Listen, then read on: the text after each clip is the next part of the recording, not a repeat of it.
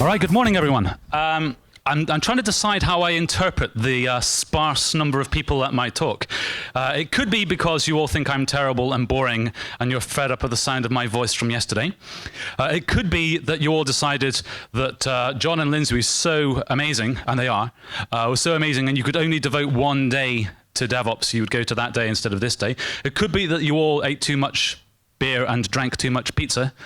Or it could be something entirely different.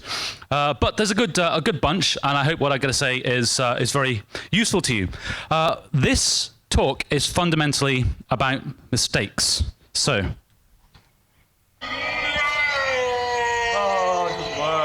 No, is what it says. Mistakes. So, this is about mistakes that I have made in the last, well, I guess I've been doing DevOps for well, as long as it's existed as a named concept, and a little bit longer beyond that. I've been a consultant for much of that time, and in that time, I've made a whole bunch of mistakes. And the thinking behind this talk was, rather than just going along to a conference where some really smart person stands up and says, hey, I did all these great things, you should do them too, and you take notes eagerly and you go away and try and implement the same cool thing that they did, instead, I'd stand up and say, hey, here's a bunch of really dumb things that I did, you shouldn't do that. So that's the plan. So, your quest is to find the warlock's treasure, hidden deep within a dungeon populated with a multitude of terrifying monsters. You will need courage, determination, and a fair amount of luck if you were to survive all the traps and battles and reach your goal, the innermost chambers of the warlock's domain. 2 dice, a pencil, and an eraser are all you need to make your journey. You decide which routes to follow, which dangers to risk, and which monsters to fight. This is indebted to Adam Jacob, who does an exceptional choose-your-own-adventure DevOps talk, in which you get to pick different things. So it's audience participation. You say, which picture do you want to hear about? I'll tell you the story, and then we'll pick another picture. The thinking behind this is I only have 30 minutes. It's entirely possible we won't get to cover all 9 pictures, but that's okay, because there's gems of wonderfulness behind each one, and a surprise. So, I would like you to shout out which picture you would like to cover first. Do you want a picture of me, a sort of path, thumbs up and thumbs down, a car, the car, you want the car, okay. Ignore the signs of burnout, okay. So, actually, the whole idea behind this talk is that I'm going to start off by talking about a mistake. I'm going to tell you a story about how I committed that mistake and what the consequences were. And then I'm going to tell you about why it's a mistake. And we're going to cover some of the philosophy and some of the psychology behind what makes these things errors, why they don't work. And then I'm going to propose an antidote.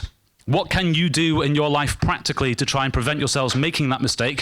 And then I'm going to try to give you some actionable advice. So that's the basic, the 5-step process that we're going to go through for each story. So the first thing is, what's the mistake? The mistake is, just go back. The mistake is ignore the signs of burnout. Okay, so this year, and there's certainly one person in the room who's been a victim of this. This year I've been really unreliable. And the reason for that is I have been working really, really, really, really hard for about 3 years without a break. Getting very, very little sleep, sometimes no sleep at all for several days, whilst trying to do 2 or 3 jobs at the same time, as well as writing a second edition of a book. Now, smart people would call that overcommitment. I would call that being indestructible. Fact of the matter is, I am not indestructible. And the result of that was I got really, really, really, really sick. And when I say really, really, really sick, I mean I did contemplate suicide as recently as this summer. I let down close friends. I let down family. I let down colleagues. And I damaged myself, my reputation, and the reputation of my industry. And so those of you who follow me on Twitter, those of you who have read stuff that I've written, those of you who I have taught, I am sorry. Because I've set you a bad example by getting so badly burned out and making a horrific mess of my life in the last couple of years. Likewise, sorry to Helena, my wife, sorry to Andy, with whom I work quite closely, and other people. So that's what's happened. The consequences of that is that you do yourself personal damage, and you do your damage to your reputation, to your job, and to the people you work with. So It's interesting that the Japanese have a word for this, koroshi, which means death by overwork. So this actually means that, particularly in the manufacturing sector, there's an ethic of work which says you work and you work and you work and you push and you push and you push to the extent that people are actually dying of stress or dying of overwork, quite literally. And there are statistics and there are government bureaus designed to identify this pattern. And there are large companies putting together processes which say, what should we do to prevent death by overwork? This is a real thing.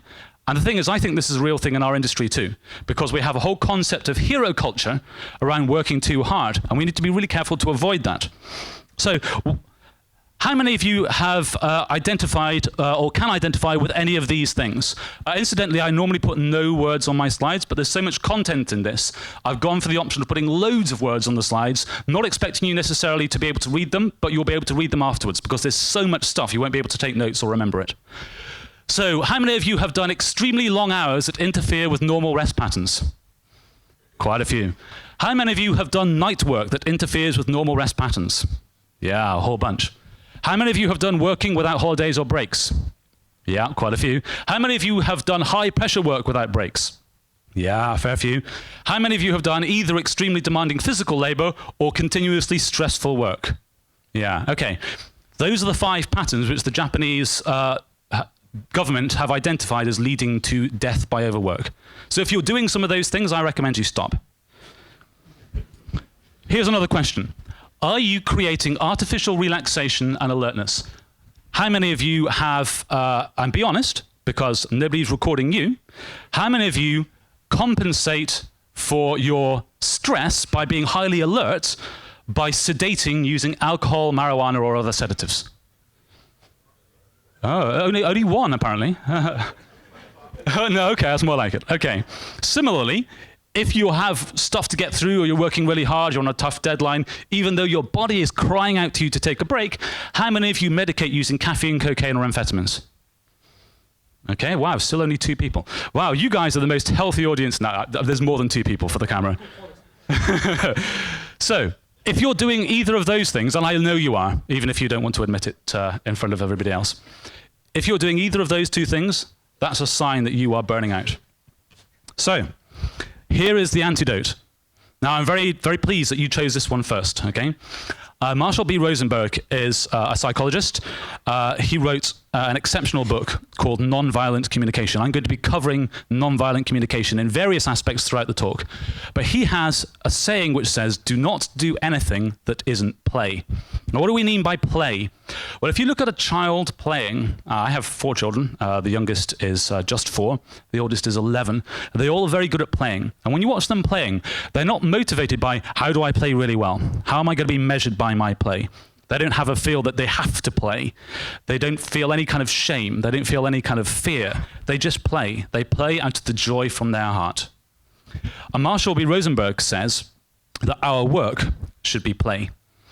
We should be doing work from an attitude of giving from a compassionate heart. We should be doing work because it's something that we care about, something that we love, something that we enjoy. And we should not be doing work out of a sense of fear or duty or guilt or shame. And if we're doing those, that constitutes violence, and I'll talk about that later. But the whole theory is that you need to be thinking in terms of, and there's a whole bunch of stuff that you can read about this, but you need to be thinking about your work as play. And that means you should be having fun. That means you should be breaking when you need to. That means you need to be being extremely mindful as you work. Make sure that you're enjoying yourself. And if you're not, you need to take a break.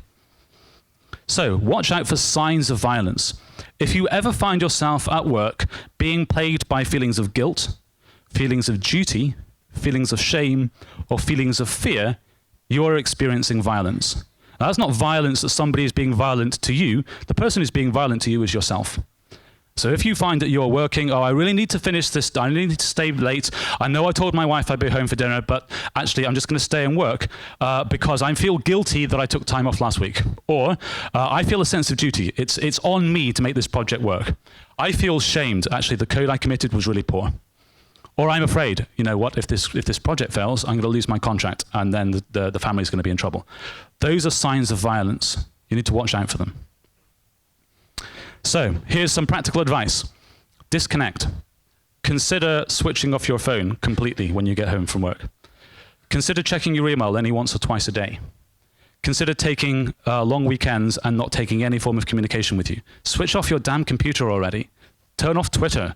Turn off the things which connect you to your work so that you can actually tune into something completely different.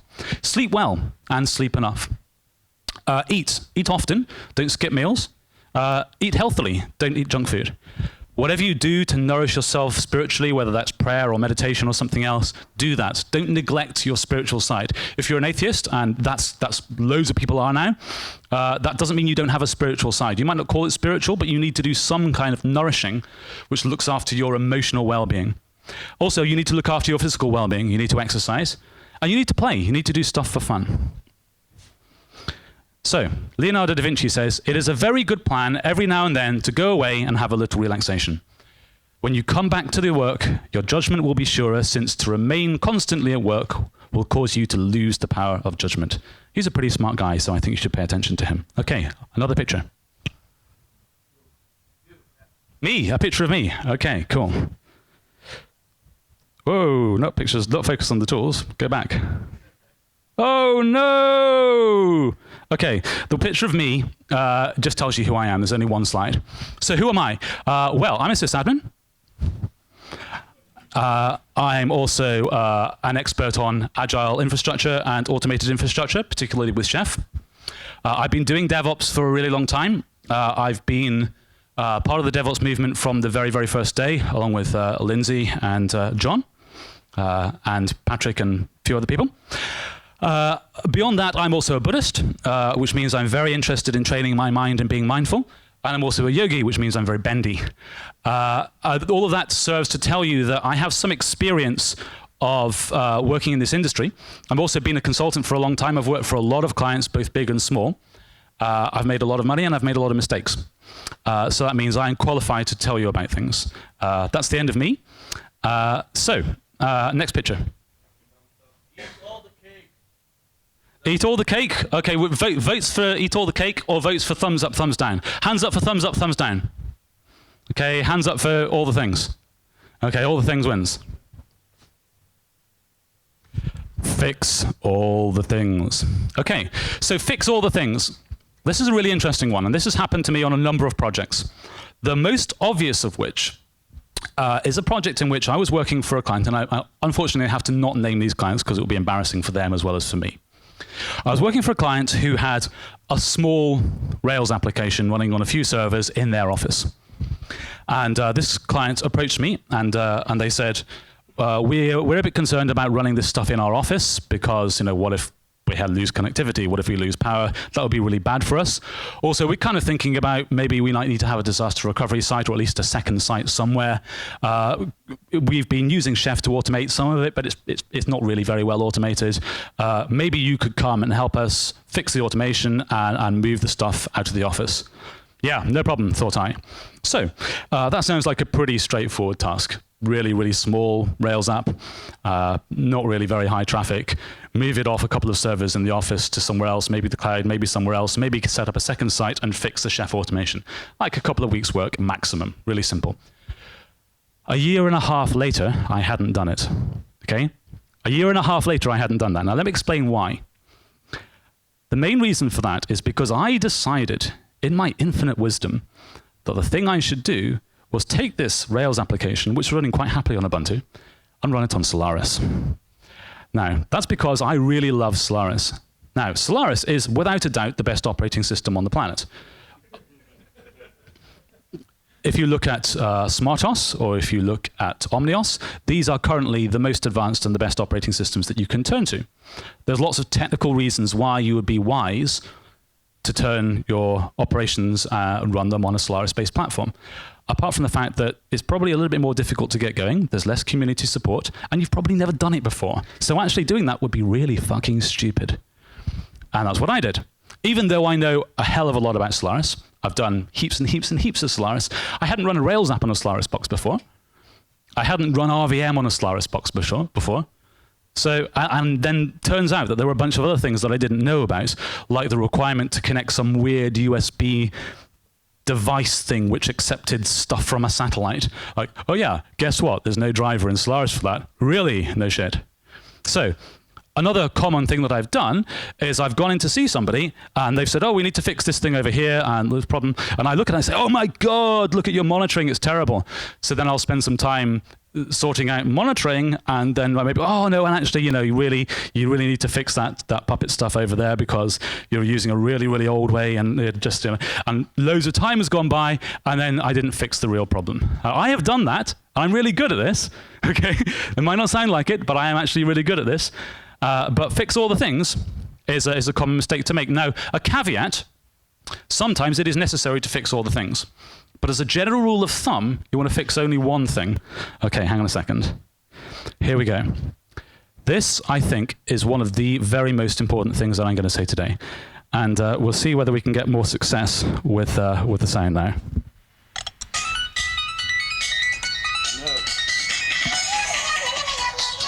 Too quiet, too quiet. So, jackpot. We fail more often because we solve the wrong problem than because we get the wrong problem to the right solution. This is Russell Ackoff. I think it would be fair to call him a student of Deming.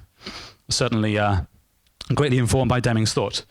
So Russell Ackoff says we fail more often because we solve the wrong problem than because we get the wrong solution to the right problem. This is at the root of most of the mistakes you will ever make, whether they're personal mistakes or whether they're technical mistakes. Make sure you are solving the right problem. So, this is a lot of text. I'm going to read it to you. It comes from an excellent book, which I'm sure many of you have read, by Tom and Mary Popendick, Leading Lean Software Development. How many of you have read it? Okay, wow, 3. Okay, you need to read this book. So, they say, we chase the latest ideas in software development without bothering with the scientific method. We think it is a waste of time to understand the theory, create hypotheses, run experiments, gather data, and find out what really works in our environment. We fail to appreciate the best practices are somebody else's solutions to their problems, not necessarily the right solutions to our problems. We adopt new development approaches with an unhealthy dose of wishful thinking, rather than determining the most appropriate practices for our environment, and then we are surprised at the disappointing results. That is a very, very common mistake that is made in the DevOps world. Cargo culting somebody else's culture, somebody else's technology without scientific method, or without understanding it, without analyzing and assessing your own situation. So, here's the antidote. Beware of shiny things. So I had an experience earlier this year when I was on a startup incubator, and a couple of people with a really smart idea, they came over to me and they said, hey, Stephen, we're trying to decide what we should use as the technology platform for our startup. And I said, yeah, sure, okay, ask away. And they said, well, we're currently trying to choose between using Rails or Node.js. So I said, well, okay, I need to know a little bit more about what it is you're trying to do, but they're both fine platforms depending on what problem you're trying to solve. And they told me a bit more, and I said, well, okay, fair enough. Have you ever used Rails before? Have you ever used? No, we haven't. Oh, okay. Do you know any programming languages? I mean, have you never done any programming before? Or, oh, yeah, we've used PHP. So, okay, well, why don't you build it in PHP? Oh, because PHP is bad. Really?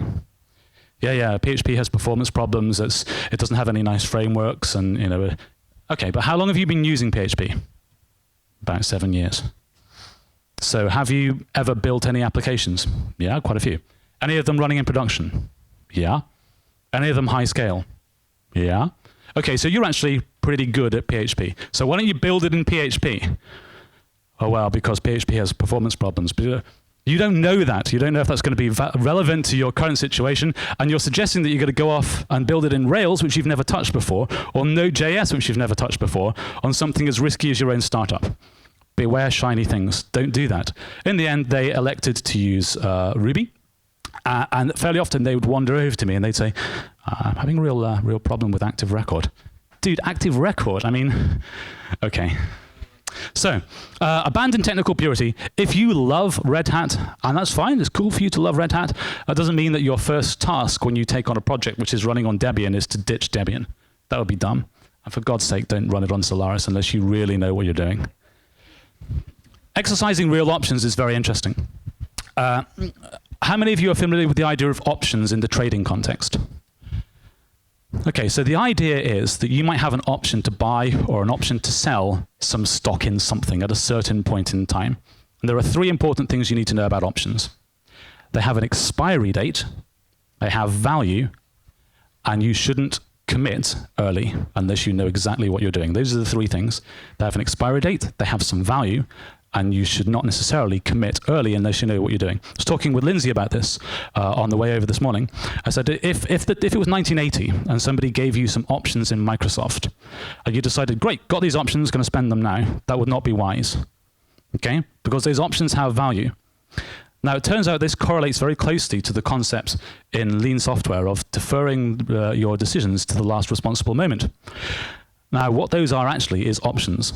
At the beginning of a project, whether it's a project to implement some infrastructure or whether it's a project to build some software, you are presented with a bunch of options. And usually what we do, what we're trained to do, is to make decisions early. Okay, we're going to run it on Rails, we're going to run it on Ubuntu, we're going to host it in Amazon, et cetera, et cetera.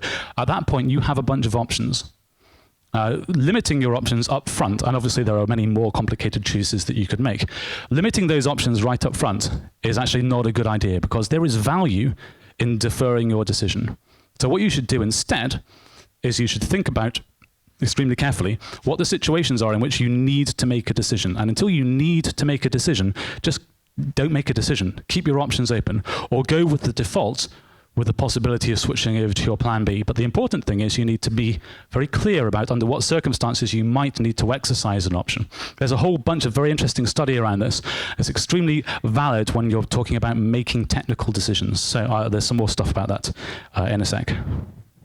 Okay, so this is the book if you want to learn more about real options, much akin to the Phoenix Project. It's called Commitment by Olav Madsen and Chris Matz. Recommended. Okay, next picture. Mad scientist. All right, mad scientist. Be afraid of bad news. Okay, so being afraid of bad news is linked to being afraid, funnily enough. Often what's happened to me, I've been on a project where for whatever reason, possibly because I didn't exercise real options, possibly because I went into it unthinkingly, possibly because I made an unwise technology choice, or possibly just because, technology is difficult and these things, things change, stuff comes up. And the situation has come around where I'm thinking, actually we're a long way behind. We're not going to make the deadline. Things are not going well. Problem with the technology. I've made a mistake. We committed some bad code. We lost a server, whatever it is. And I'm afraid to tell the client the bad news. The result of that is I don't get told off. Yay! The bad thing about that is, well, you know what? The bad news is still there tomorrow. And the thing is, the bad news is worse news tomorrow. And the more you defer it in the finger-crossing, wishful thinking hope that stuff will get better. I know we're behind on time, but if we just work an extra let's work overnight tonight, we'll turn it around. Let's work over the weekend, and then we'll be back on time. Actually, you're not. You're still in a worse position because you came up with something that you didn't expect. And now not only are you further behind, you're really, really tired.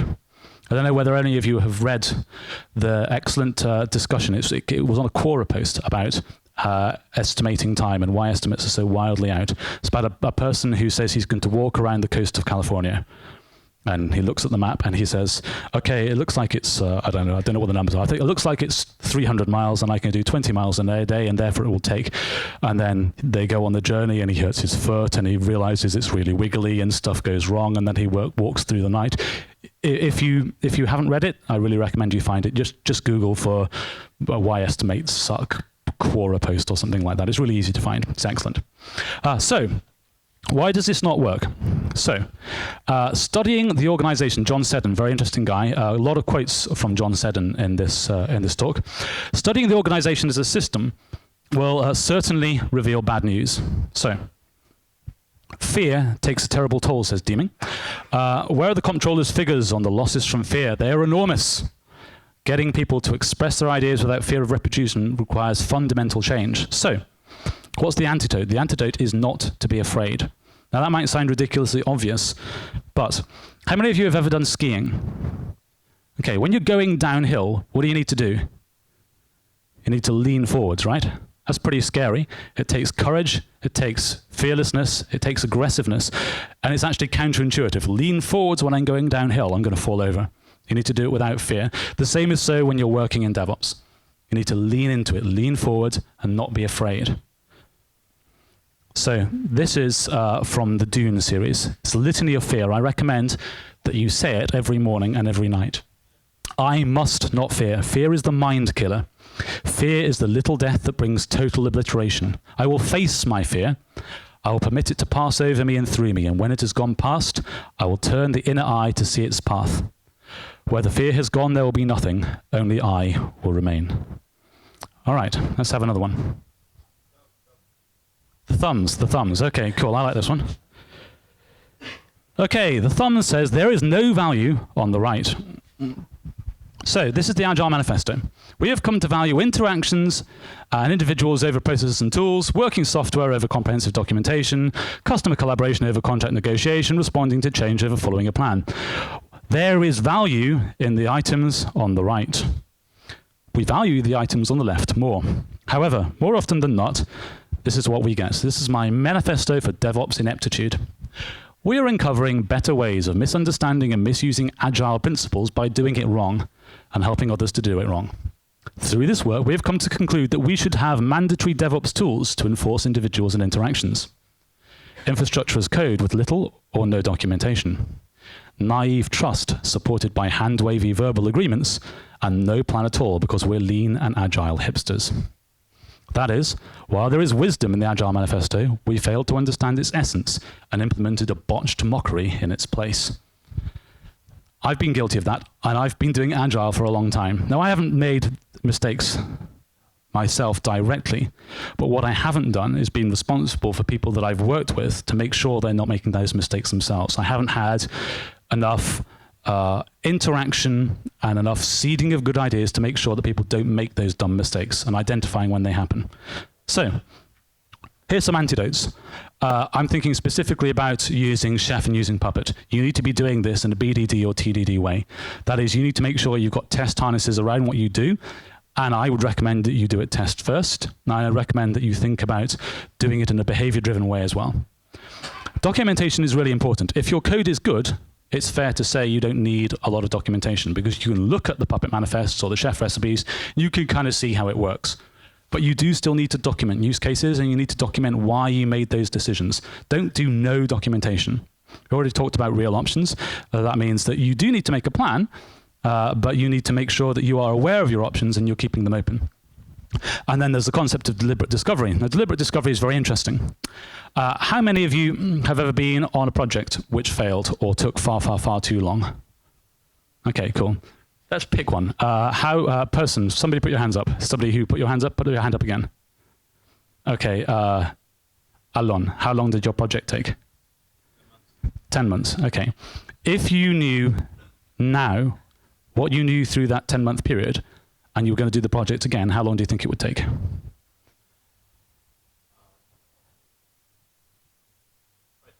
Yeah, half the time, so 5 months. Okay, what was the difference? A lot is hindsight. Hindsight, yeah. Knowledge. So it turns out that there is a direct correlation between the amount you know and the ability to mitigate against risk or the ability to prevent the delay or ensure the success of a project. That is, the more you know, the more likely you are to succeed.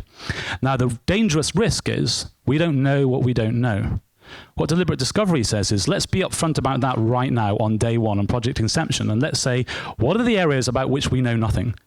How can we find out what we know? Could we do a spike? Could we ask some other people? Could we go and talk to other people? Could we get in a room and brainstorm previous projects we've been on? Could we make a list of possible things that could go wrong and then start looking at ways we could mitigate them from day one? The idea of deliberate discovery is that you try to find out things that will provide you with more knowledge and more information as often as you possibly can. And estimates, well, estimates are waste. I don't like estimates. But of course, your stakeholders still need to be given information. As long as you're continuing to expand your horizons and know more so that your certainty is increased and your risk is decreased on a week-by-week basis, that's good. Okay, this is my book, Test-Driven Infrastructure with Chef. The second edition is going to print kind of this week. So there's lots in there about doing infrastructure development tests first. Okay, another picture. The tools, okay. This is good, I like the tools. Okay, so this is a mistake. Focus on the tools. This is a mistake because quite often as a consultant, I've gone in to people's organizations and I have recommended that they should use Chef when actually it wasn't the appropriate tool for them. Or I've gone into an organization and I've ripped out their monitoring system, like they've got a Nagios monitoring system, and I go, oh, no, really? And they're using Munin to track their graphs, and I'm going, oh, really? And so I spend absolutely ages implementing something else, like, I don't know, like Soconus or, I don't know, Sensu or some other cool shiny thing, at the end of which I've spent a lot of their time and a lot of their money. And guess what? They're still monitoring the same thing. They're still drawing the same graphs. They're just using a different tool.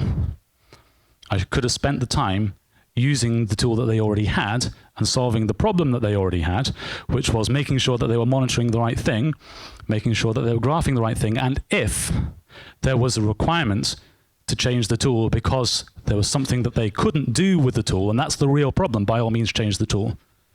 We talked about this yesterday when we were talking about Windows. I happen to think that Chef is an excellent platform to use for automating Windows infrastructure, but often case PowerShell is just as good, or some combination thereof. And being in a position where you work with Chef up to a certain point and then cross over to PowerShell, there is no shame in that. In fact, it's often the right thing to do. And the problem when you focus on the tools is often you focus on the tools to the detriment of the culture. So, this is John Seddon again. John Seddon says a bunch of very interesting things. This is a book called Freedom from Command and Control. John Seddon says, creating the label lean, that is what it is, leads naturally to the notion of tools, that is how you do it, obscuring the importance of perspective, that is how to think about it. That's John Seddon. And if you substitute lean for DevOps, it's the same thing. So, he also says, if the object of a change is to change the system, tools can at best be only an aid. What does he mean by that? He means that the tools are just something which will help you to implement the change, but the change is much more broad and much more sweeping than that. He also says, before we jump to the conclusion that the tools will work, we had best first study the system. Because if you're trying to come first with an idea, I'm going to do DevOps, I'm going to get some tools, without looking at the broader system, an important point, engineers, I do not mean the system as in the code and the computers. I mean the system as in the people, the interactions, how you work with sales, the ticketing system, the sales funnel, the marketing department, the recruitment, everything. Look at the system, look at the culture. So, fuck tools, we need culture. Yes? How many people agree? Wrong. Adam Jacob, very wise, dear friend.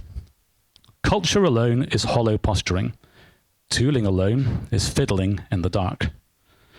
Right behind culture, not tools, is great. Any choices I make are good choices. Tools don't matter. That's also wrong. So, Dutch computer scientist Dijkstra, the tools we use have a profound and devious influence on our thinking habits and therefore on our thinking abilities. So tools really do matter. Adam again. In a broken culture, with a desire to change, the tooling can often lead the way to cultural changes. So we need a balance of both tools and culture. So what's the antidote? John Seddon again. Teach perspective. How to think. If the tools help, people will beat a path to the cupboard door. So what does that look like? Grow your tools. So grow. When you're starting a DevOps implementation, firstly, what's the goal? What are we trying to achieve? People unite around a purpose. What is it that you're actually trying to do? What's the reality? Where are you right now? What's the delta between where you want to be and where you are right now? What are the options? What could you do to bridge the gap between where you want to be and where you are right now? And finally, what will you do? Think about it. Make a decision as a team, a decision which fits the system, a decision which fits the culture, which uses the best tools available to you within the confines of your abilities, your experience, your culture, your budget, all of those things. Grow your tools. Start where you're at. Don't dive in fixing things before you need to. If you're using PHP, don't rewrite it in Ruby just because it's cool. I had a conversation with a very good friend of mine that I've worked with in the past on a couple of projects before, just the other day. And the first thing he said was, we just fired our CTO and our head of development. Wow, why is that? He said, well, we made a decision to rewrite the application that was in PHP to rewrite it in Ruby. Okay, fair enough. The problem was we didn't have any Ruby developers. So we fired all the PHP developers, and then we had to hire some Ruby developers, but we couldn't afford to hire good Ruby developers. We had to hire real juniors. And then we had to hire some consultants to come in to kind of do some stuff as well. And then we spent loads of money, and we ended up implementing something that was actually slower and less reliable than the PHP application. Start where you're at. Look where you are. I'm not saying that PHP is awesome. I'm not saying that at all. I'm saying that what you have is awesome. Look at it and decide whether or not it's appropriate for you to change. Beware the argument for authority, because I said so. So the argument for authority is when you hear somebody like me or Lindsay or John say, you should do this, I did this, or when somebody really smart has written a tool, or somebody really well respected has implemented something, just because they did it doesn't mean it's right for you. Now, this is most pervasive when it's somebody who you really respect, like Adam or Theo or somebody like that. They've written something and you think, wow, they're really smart, okay? They wrote that, therefore it must be good. The trouble is they're not you.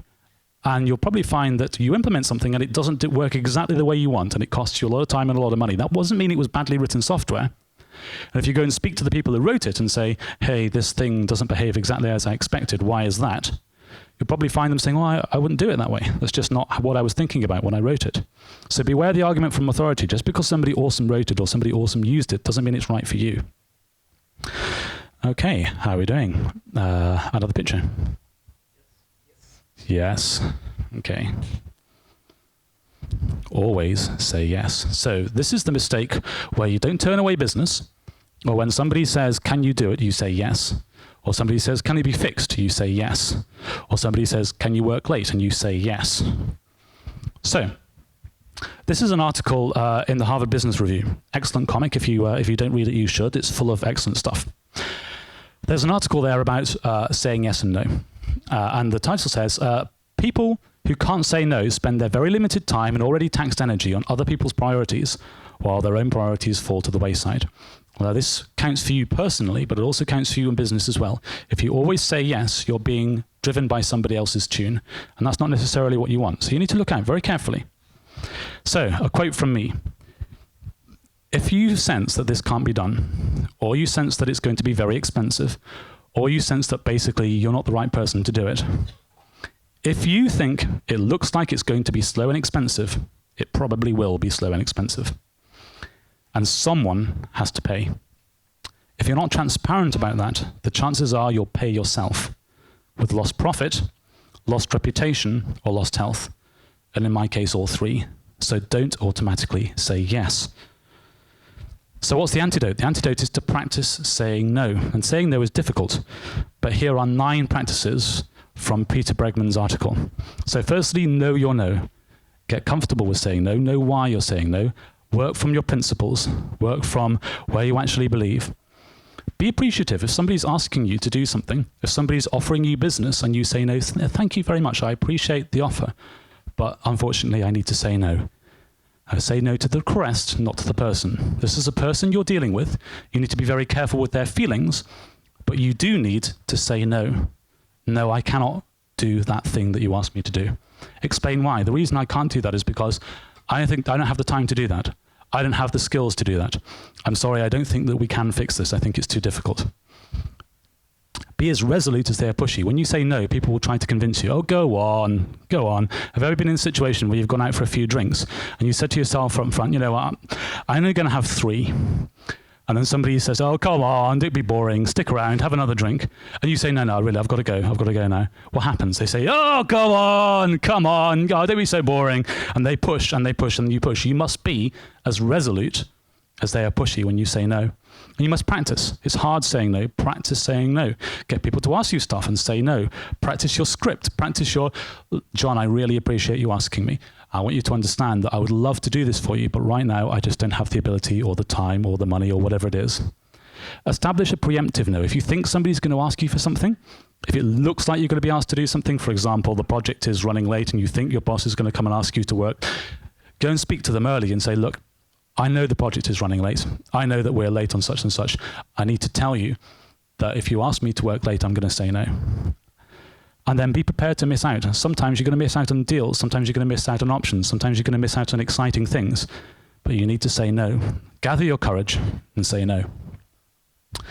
And here's the other thing. As a consultant, as a person who makes their living from selling services, a trusted advisor walks away from money if there's no mutual benefit. A big thumbs up to John, who introduced me to Sandler. Sandler has an excellent book called You Can't Teach a Kid to Ride a Bike at a Seminar. If you haven't read the book, you should read it. It's an excellent book. But the whole principle behind it is that in a sales conversation, this is a mutual benefit thing. You have a problem, I have a solution, we'll dance together. And if I can solve your problem, and you pay me for it, then we've helped each other out. It's a mutual, hand-holding, supportive agreement. If I'm trying to sell you my services and they're not right for you, I'm not a trusted advisor if I take your money. So as a consultant, or as a person who's going to be hired, or whatever the situation is, a trusted advisor walks away from money if there's no mutual benefit. Okay, next picture. Okay, do we have time for one more picture? Have we done all of them? Is it Go? I think it's only Go Team, or is there path to quality? Or, a quick one. Okay, well, I can go through them quickly. I think this one here is just don't build a DevOps team. Okay, don't do that. Super quickly, don't build a DevOps team, because the DevOps team is another silo. Okay, work out how you can work within your own current circumstances. Okay, if we get time to skim through it, maybe we could do an open spaces on don't build a DevOps team. This one's really important. Abandon the path to quality. This is because a lot of us who build software, especially a lot of us who write infrastructure code and Puppet or Chef or Ansible or whatever it is, we do so without actually testing it properly, without going through a proper QA process. Partially because often we're not really developers, we don't know what we're doing. And also because we have this kind of agile thing which says, well, you know, we don't really do long planning and QA and stuff like that. That's a bit crap. So, what is quality? Quality is meeting or exceeding the expectations of the consumer or the customer. This is just about agile not working. So another quote from me: untested and unreviewed infrastructure code is akin to running the nation's railways on untested and incompatible track points and signals. It's not a wise thing to do, but lots of us do. How many of you write infrastructure code, Chef and Puppet? Okay, how many of you have a fully functional suite of tests around it? All right, that's almost nobody. Okay. So the antidote, and this is really powerful stuff, the antidote to this is actually the way you need to do DevOps throughout your organization, which is you need to function on intrinsic motivation. Make sure that you're doing things because you believe in the project and because you care about software as a craft, because you care about building software which is good, because you care about meeting your customers' objectives. Think about mastery. Think about becoming a master of your trade. Think about the process of becoming a master of your trade. If you want to be a master of your trade as an infrastructure developer, you need to write tests. And if you want to do that, you will do it. If you want to be a master of judo, you will practice. If you want to be a master of an instrument, you'll practice. If you want to be a master of an infrastructure developer, you'll do the same. Non-violence I'll cover in just a second, and autonomy. I think we're probably very short of time, but I just want to cover the non-violent communication stuff. So the non-violent communication stuff is what I'm going to finish on, because this applies to every relationship you have with your friends and your family, with your co-workers, but it also functions organizationally. And what this stems from is a belief that human beings as a whole are compassionate beings. So I like to love, you like to love, I like to receive love, you like to receive love, and we are programmed to do so. So we need to tune our language and we need to tune our communication so as to be compassionate and loving. What that means is we need to work out how, organizationally and personally, we can get what really matters without using guilt, humiliation, shame, blame, coercion, or threats. I recommend you read this book, Nonviolent Communication by Rosenberg. But what it basically says is that in all circumstances, when you have a conversation, especially when you're expressing a need or when you're feeling anger or pain or any of those things, you need to follow this path. Firstly, you observe. That is, you state what is happening. You don't interpret it, you state what is happening. Lindsay, when you said to me that we were going to leave at 8:30, but you stayed on a conference call until 9 o'clock, I felt frustrated. I felt frustrated because I need to feel prepared and relaxed and to have had some coffee and maybe some food before the talk begins. And so I would ask that next time that we share a room together, you would maybe be explicit with me about the possibility that your conference call might run on, so that I can be prepared for the possibility that we might be running late. That's a made-up story. Actually, it's not a made-up story, but I didn't have those feelings. That did happen this morning, but I didn't have those feelings. So I didn't really have those feelings. But if I did have those feelings, rather than saying, fuck's sake, Lindsay, why didn't you do this?